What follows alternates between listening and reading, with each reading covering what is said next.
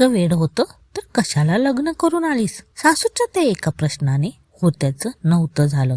बाहेर पावसाचा कडाका वाढला होता आणि घरातलं वातावरण त्याहूनही जास्त तापलं होतं. हॉलमधल्या सोफ्यावर पल्लवी सुन्न होऊन बसली होती. तिच्या डोळ्यातून अश्रूंच्या धारा वाहत होत्या. समोर उभ्या असलेल्या सावित्रीबाईंच्या डोळ्यात मात्र आज दयामाया नव्हती. त्यांच्या हातातील पिशवी त्यांनी जोराने जमिनीवर फेकली आणि पुन्हा तोच शब्द उच्चारला, अगं माहेरचं इतकं वेड होतं तर कशाला लग्न करून कोणाचं आयुष्य उद्ध्वस्त करायला आलीस इथे? सरळ तिथेच राहायचं होतं ना. पल्लवीला वाटलं होतं की आज 5 वर्षानंतर तरी सासू तिला समजून घेईल, पण आजचा दिवस वेगळा होता. पल्लवीच्या माहेरून आलेला एक साधा फोन आणि त्यावरून झालेला हा वाद आता थेट तिच्या अस्तित्वावर येऊन ठेपला होता. सकाळची वेळ होती. पल्लवी किचनमध्ये काम करत असताना तिच्या भावाचा सुमितचा फोन आला होता. सुमितचा आवाज थरथरत होता.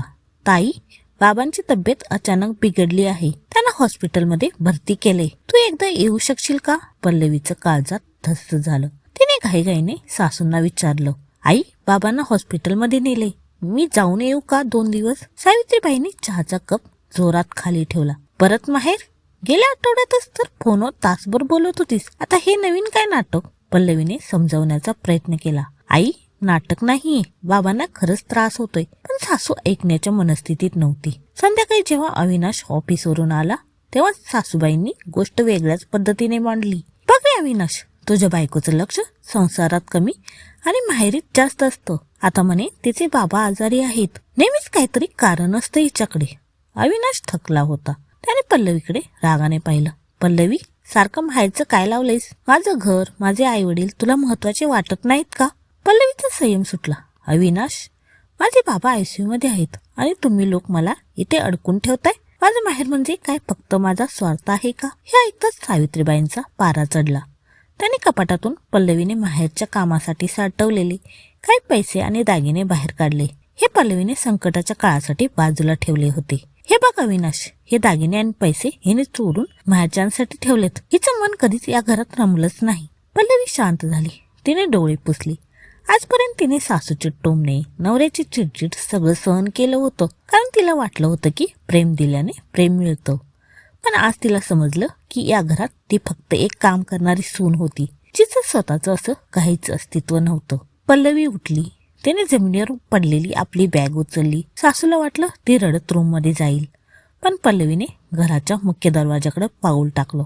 हो आई, मला माहेरचं वेड आहे, कारण तिथे मला माणूस म्हणून वागणूक मिळते. आणि तुम्ही विचारलं ना की लग्न करून का आलीस, तर त्याचं उत्तर हेच आहे की मला वाटलं होतं हे घर माझं होईल, पण चूक माझीच होती. पल्लवीने मागे वळून अविनाशकडे पाहिलं. अविनाश शांत उभा होता. पल्लवीने तिच्या गळ्यातलं मंगळसूत्र काढलं नाही, पण तिच्या डोळ्यातला जो मान होता तो मात्र कायमचा संपला होता. ती बाहेर पडली. बाहेर पावसाचा जोर ओसरला होता, पण पल्लवीच्या मनातलं वादळ आता मात्र शांत झालं होतं. तिने सासूच्या उंबरट्याबाहेर पाऊल टाकलं आणि थेट हॉस्पिटल गाठलं. सुदैवाने बाबांची तब्येत आता धोक्याबाहेर होती, पण पल्लवीच्या मनावर झालेली जखम अजूनही भळबळत होती. दुसरीकडे सासरच्या घरी सावित्रीबाईंना वाटलं होतं की पल्लवी 2 तासात रडत परत येईल.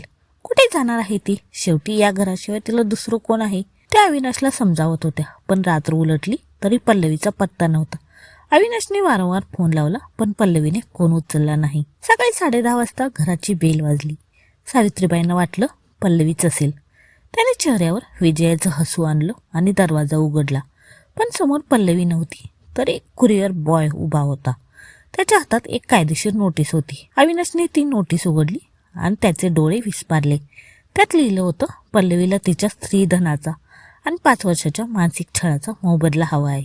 सावित्रीबाई ओरडल्या, काय ही कार्टी आपल्याला कोर्टात खेचती? माहेरचं वेळ होतं तर गेली ना, आता पैसे कशाला मागती? 2 दिवसानंतर पल्लवी स्वतः अविनाशच्या घरी आली, पण यावेळी ती रडत नव्हती. तिच्यासोबत तिचे वडील आणि एक वकील होते. सावित्रीबाई बोलतात, काय ग, आता कशाला आलीस? नोटीस पाठवून घराची अब्रू वेशीवर टांगलीस आणि आता पुन्हा तोंड दाखवायला आलीस? पल्लवी अत्यंत शांतपणे म्हणाली, आई, मी ते भांडायला आलेली नाही. तुम्ही विचारलं होतं ना की माहेरचं इतकं वेड होतं तर कशाला लग्न करून आलीस? त्याचं उत्तर द्यायला आली.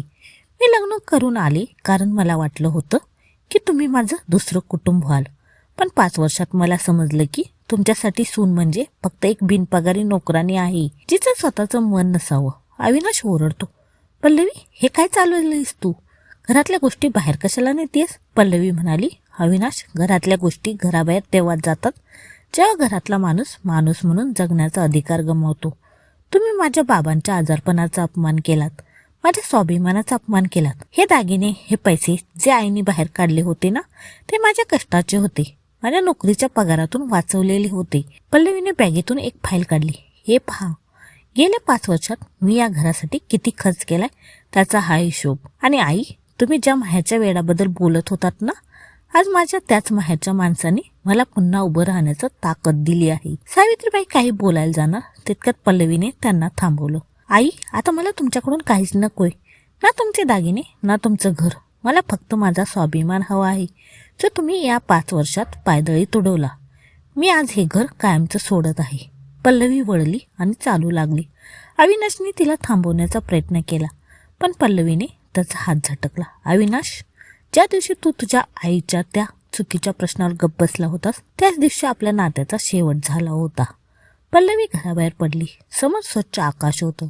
सासरच्या त्या अंधाऱ्या टोमण्यातून ती मुक्त झाली होती. सावित्रीबाई आणि अविनाश मात्र सुन्न होऊन घराच्या उंबरट्यावर उभे राहिले. त्यांना आता उमजलं होतं की एका चुकीच्या प्रश्नाने फक्त पल्लवीचं आयुष्य नाही, तर त्यांचं घरही उद्ध्वस्त झालं होतं. सखीनो, पल्लवीने उचललेलं हे पाऊल योग्य होतं का? तुम्हाला काय वाटतं? कमेंट्समध्ये नक्की कळवा. आणि अशाच प्रेरणादायी कथांसाठी आपल्या चॅनलला सबस्क्राईब करायला विसरू नका. धन्यवाद.